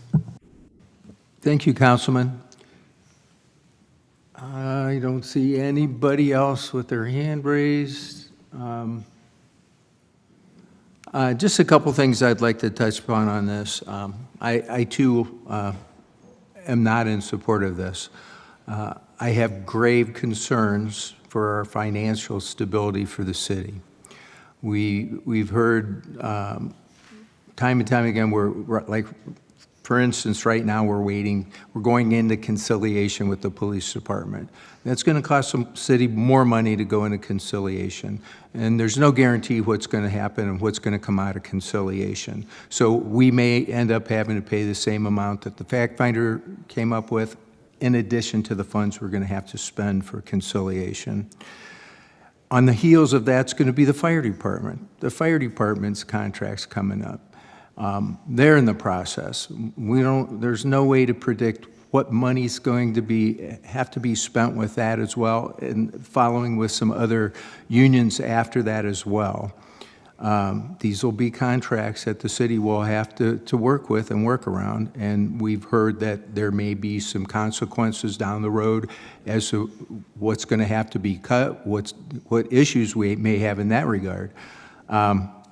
So that's my biggest concern. We heard today, just in regard to the pensions, the change of the pensions with the police and fire pension fund, that could start to cost the city $3 million more each year because of the change in that. I mean, we've lost, we don't know how much more money we're going to lose through the federal government. We're losing grants that we've had for our safety forces. We don't know what's going to go on with that. We may get to the point to have to do layoffs, or at the very least, not stop hiring classes. You know, we're at a point now, and even with all the folks we have on both departments now, we're seeing astronomical overtime numbers, astronomical. Some of which I feel are preventable, but we continue to see them. But we are going to bring this out of committee. It's not going to come out as an adverse report, and we can vote on it tonight. But that's my big concern, and I've had a tremendous amount of calls from community members, not just in my ward, from all over the city, that they're concerned about this money being spent and the other issues that we're dealing with as far as money for the city. If there's no other questions or comments, I'll enter. Oh, Mr. Hanna, yes, sir. Thank you, Mr. Chair. I just could not sit here and let the opportunity pass for me to say something. Number one, we have to do something. And it's boiling down to, if you've been listening like I've been listening, it's boiling down to a white and black situation. As far as the money is concerned, we'll find money for anything else, but when it comes to black neighborhoods and police killings, and I'm not against the Akron Police Department, but we have to do something. And I would ask my colleagues, what would you do? What would you do if it was in your neighborhood? What would you do? Would you look at the cost of lives being lost if it was in your neighborhood?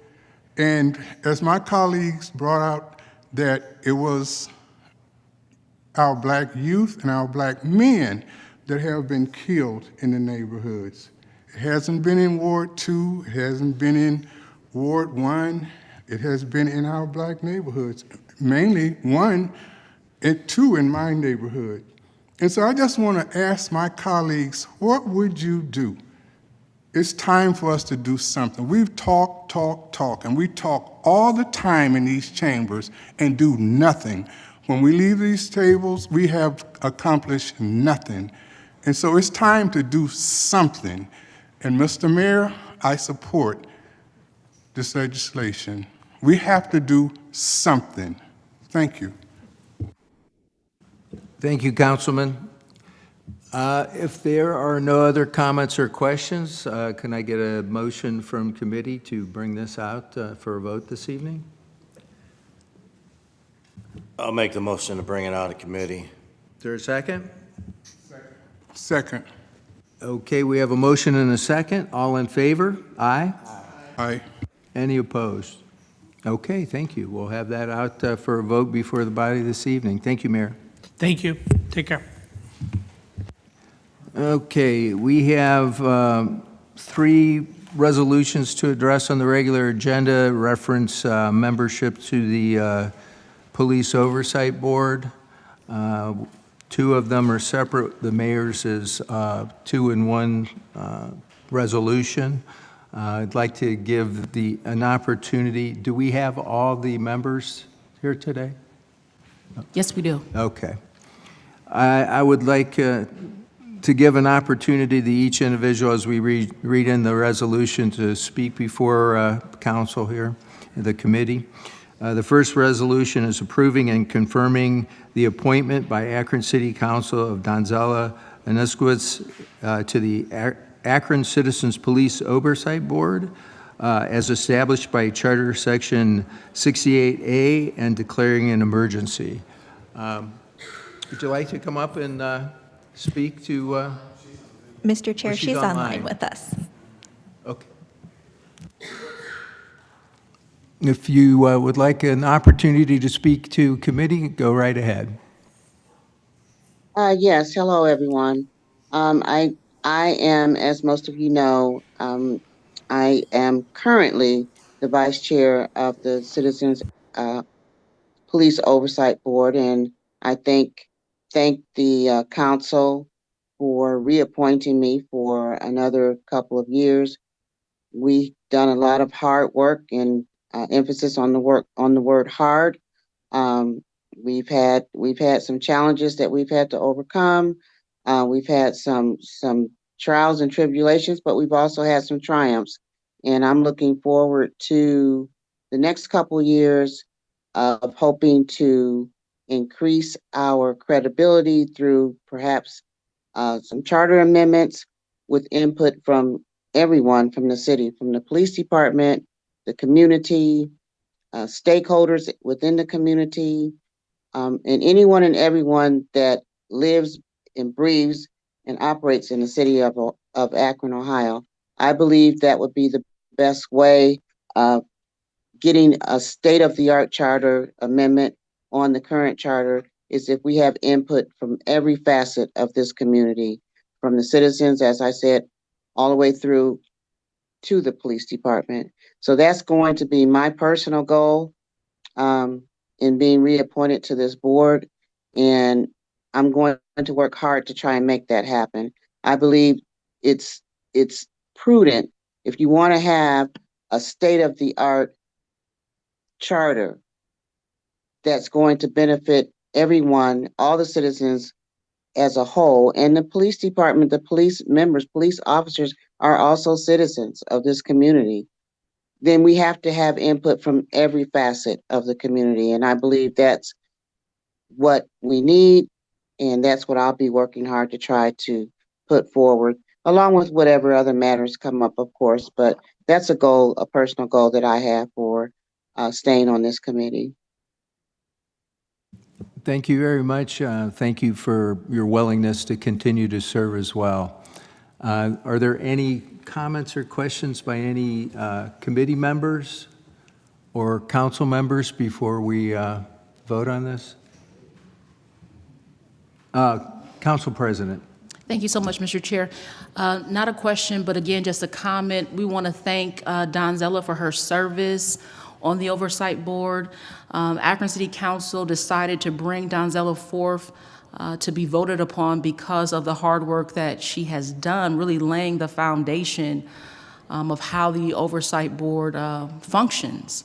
We also thought it was really important to bring back at least one of the existing board members because we thought that it would be a big challenge onboarding 4 new members at the same exact time. And so we do think that Donzella is going to be very instrumental in helping onboarding the new members as they join the board as well.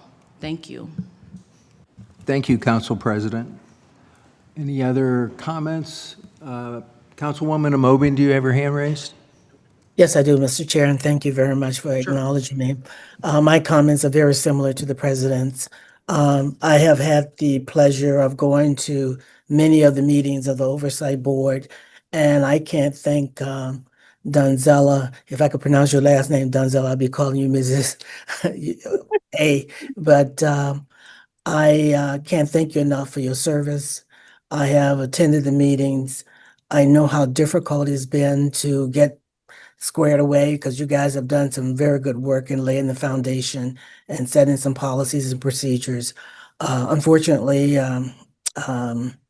Mr. Gippen is not returning, but I really, really believe that we need to have people that have been there, who have gone through the trenches of developing the foundation and creating the policies and a lot of the practices.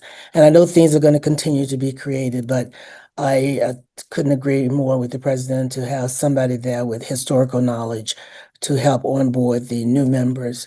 And your background is very stellar in this area. So thank you for being available to provide more service. Thank you. Thank you. Thank you. Thank you, Councilwoman. Any other council members have any comments or questions? Clerk Viviano, this is only the second reading, correct? That is correct. So we will need a motion for suspension of the rules, and So moved. is there a second? Okay, we have a motion and a second. All in favor, aye? Aye. Any opposed? All right, thank you. We'll get that out this evening.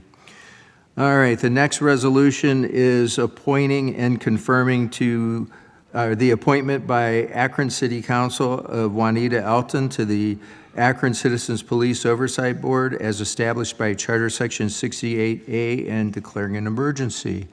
I'd like to give Ms. Elton an opportunity to speak as well.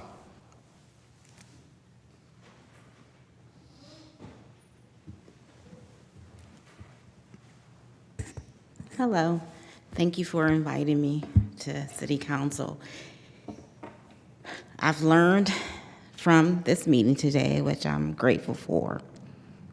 I think that I am a little emotional at this moment when I listen to council talk about the police and also speak about the community. And I have this to say.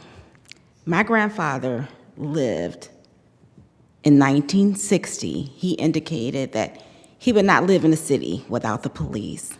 I think that we can hold the police accountable, but we should not have animus for the police.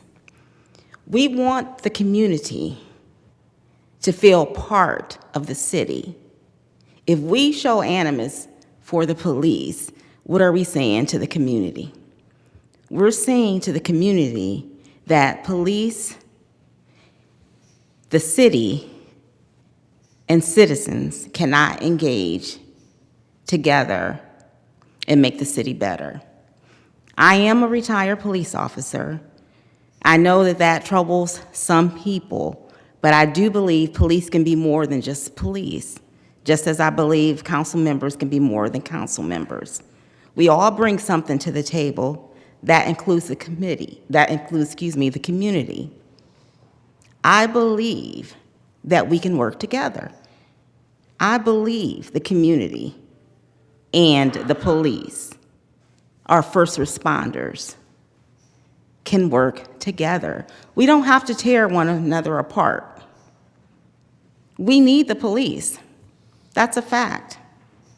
That's not going to change. It's the same as it was in the 60s.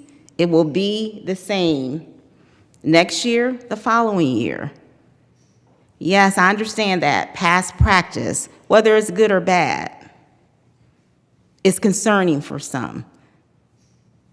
But police have learned from past practice. We have new policies. Policies change. We only get better when we continue to evolve. Thank you very much, and thanks for your willingness to serve on this board. Do we have any comments? Or Councilwoman Davis? Thank you. I'd like to say thank you to Dr. Elton, who's taken this challenge on, as certainly not for the pay, but I think it's more of you wanting to see the city move forward. Yes. And I believe that your skills, your 17, 18-year background as a police officer, I believe you were a detective when you retired. Yes. Would bring a lot to the table, and really, really, really appreciate you stepping up in this moment because we really do need it. So thank you and congratulations. Thank you. Thank you, Councilwoman. Councilman Hanna. Thank you, Mr. Chair. My question is, how long have you been retired? Ooh, since 2011, I believe. 2011. I would even have to check. It's been that long. So I don't have any relationships with current police officers. I'm sure if I ran into some of them in the hall, I would not even know that they were police officers if they were not in uniform. Okay, but there are still some officers that's on the force that Yes. you did interact with. Is that correct? I have a brother that's on the force. Pardon? I have a brother that's on the force. Okay. Well, you had a very impressive resume, and I want to commend you also for your service with the Akron Police Department. But it's concerning to me that just in case even your brother would come up with some charges, and you would have to say whether you agree with his actions or disagree with his action, that you wouldn't be biased.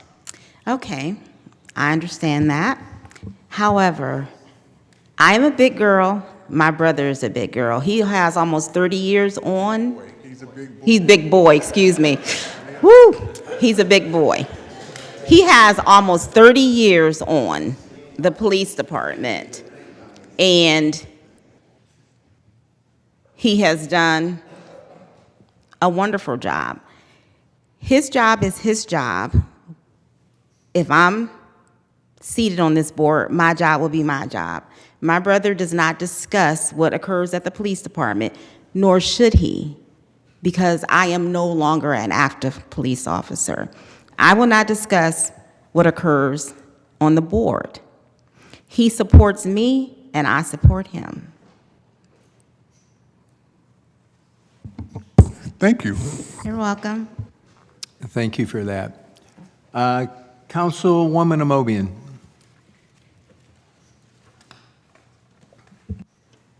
I'd just like to thank you for taking up this opportunity to serve this community.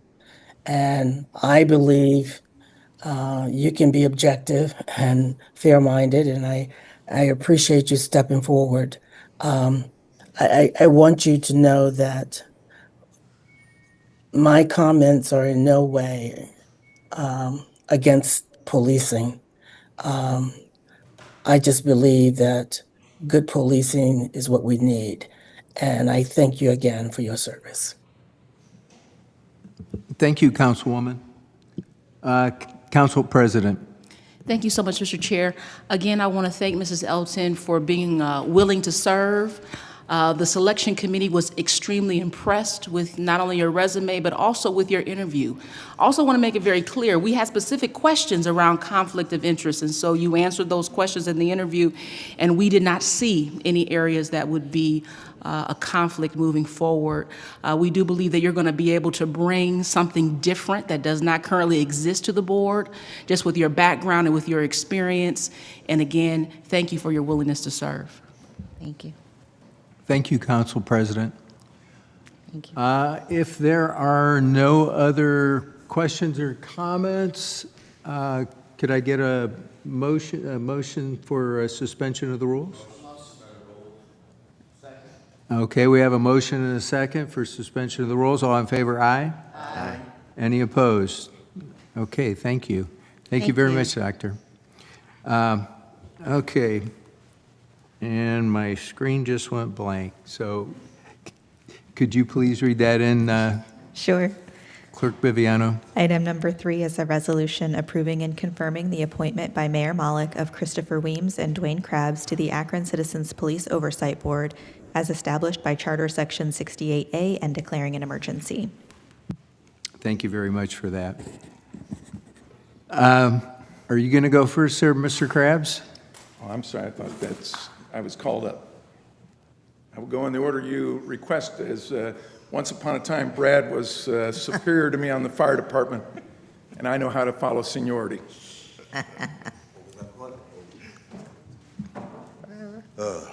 Good afternoon, Council.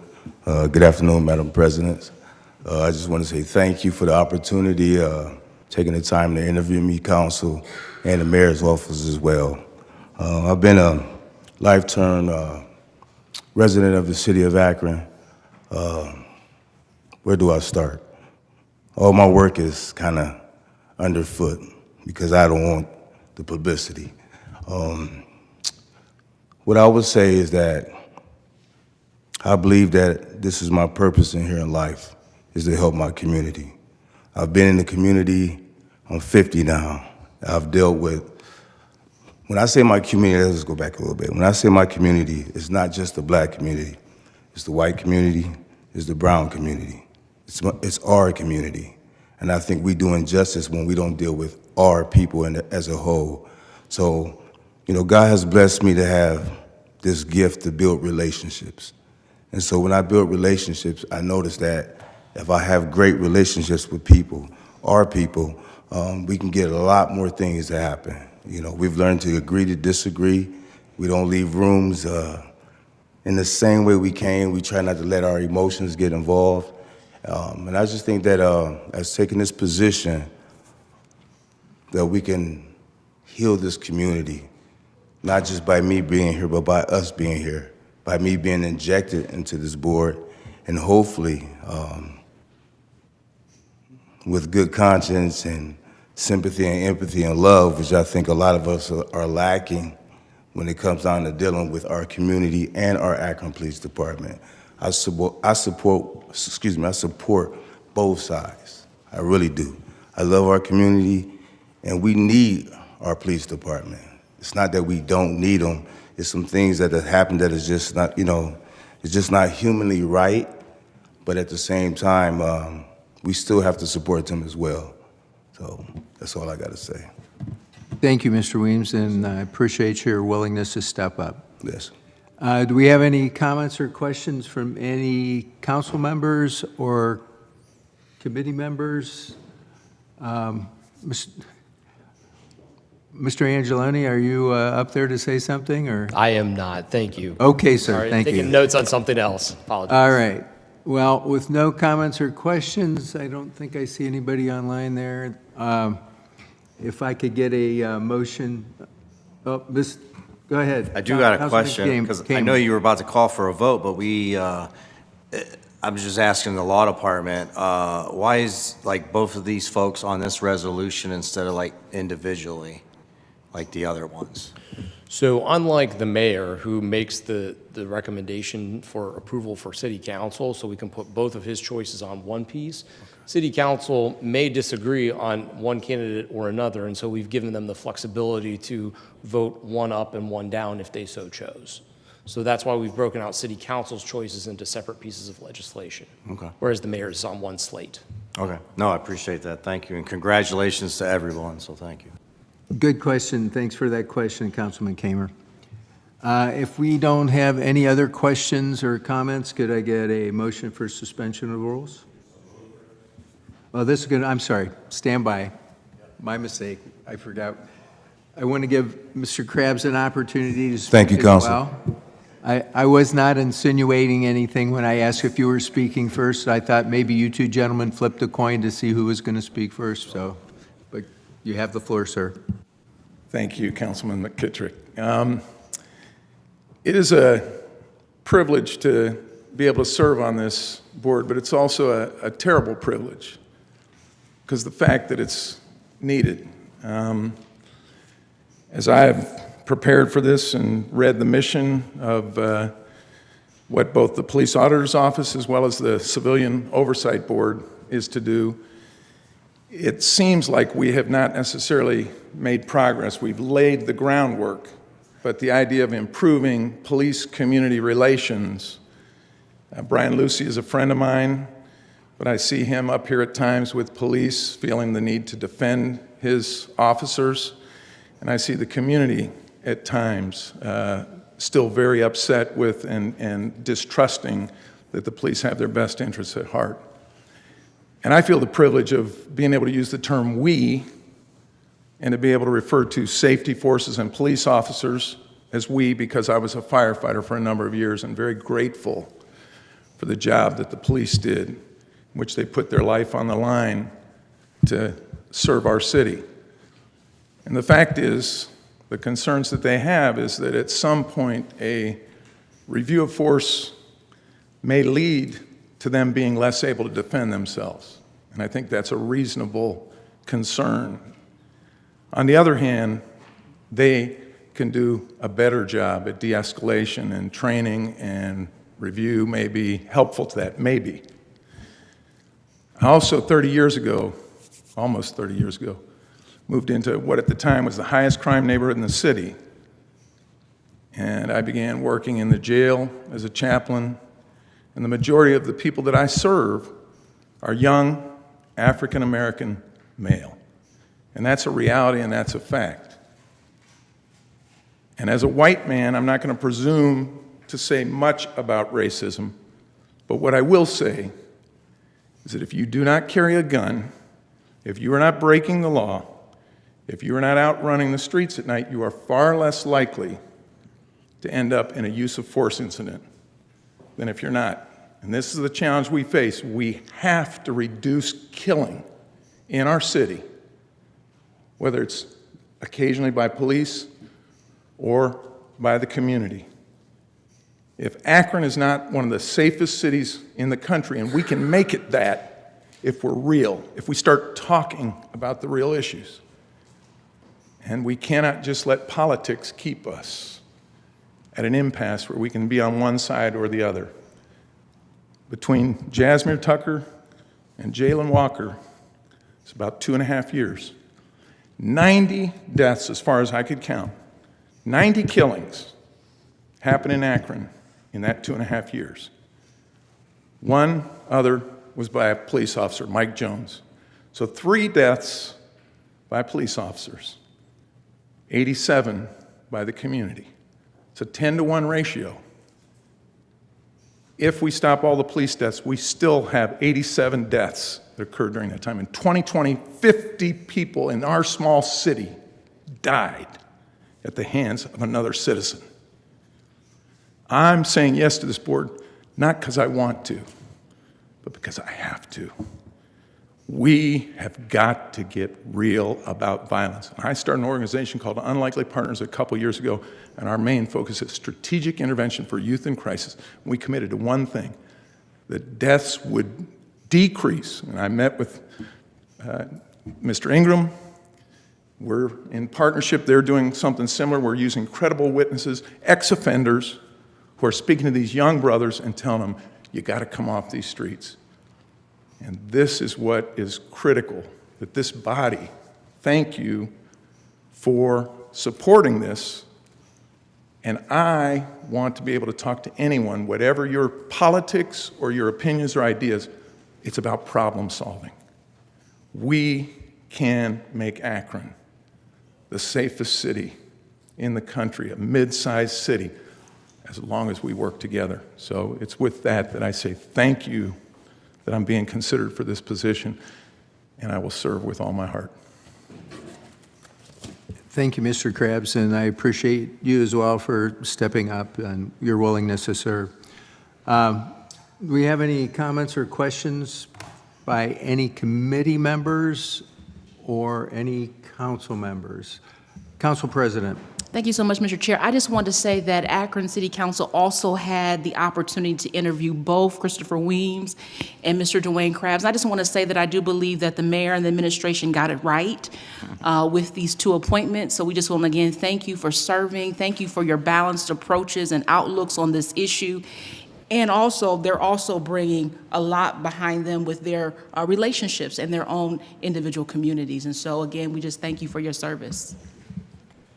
Thank you, Council President.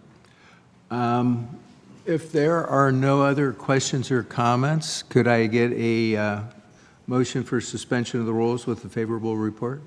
I'll make that motion to suspend the rules. Is there a second? We have a motion and a second for suspension of the rules. All in favor? Aye. Aye. Any opposed? Okay, thank you. We'll get those before council tonight. We have one new piece for public safety to come before us today before we adjourn. It's an ordinance authorizing the mayor or his designee to enter into agreements with various political subdivisions in the county of Summit for the provision of prosecutorial services and declaring an emergency. Mr. Angeloni, I'm assuming that's why you're here, sir. Yes, thank you, Chair. So before you, you have a piece authorizing a contract with various communities, specifically Fairlawn, Mogador, Richfield, and Lakemore. Basically what we do is we provide prosecutorial services for these communities, and they reimburse us for those services. We sort of take our total prosecutorial caseload, so you're talking about misdemeanors here, and we aggregate all of our costs for a prosecutor's office, and then we reallocate them to those communities based on their caseload. So it's just a reimbursement mechanism. So it's a service that we provide to those communities. Very good, thank you for that. Are there any questions from any committee members? Councilman Kamer, go right ahead, sir. Thank you, Mr. Chair. Just refresh my memory. Have we done this before? Yes, okay. This is standard stuff. And another thing to keep in mind is what's not part of this are the townships. So specifically Bath, Richfield, and Springfield. We also provide those services, but we're required to do so under state law. So this is actually different. This is a little more, we're giving them a benefit, but we also are getting reimbursed for it. Okay, thank you very much. Are there any other questions from any committee members or council members? I'm not seeing any. What's your pleasure on this, sir? Consent would be fine. Okay, can I get a motion for consent? Motion for consent. Is there a second? Second. Okay, we have a motion and a second for consent. All in favor, aye? Aye. Any opposed? All right, thank you very much. I am very appreciative of everybody's time today. I know we ran long, but there was a lot of very important conversation had, and there's nothing further to come before us. We'll be adjourned. Thank you. That is our final committee meeting of the day. Council will meet in special session at 5 o'clock. Thank you.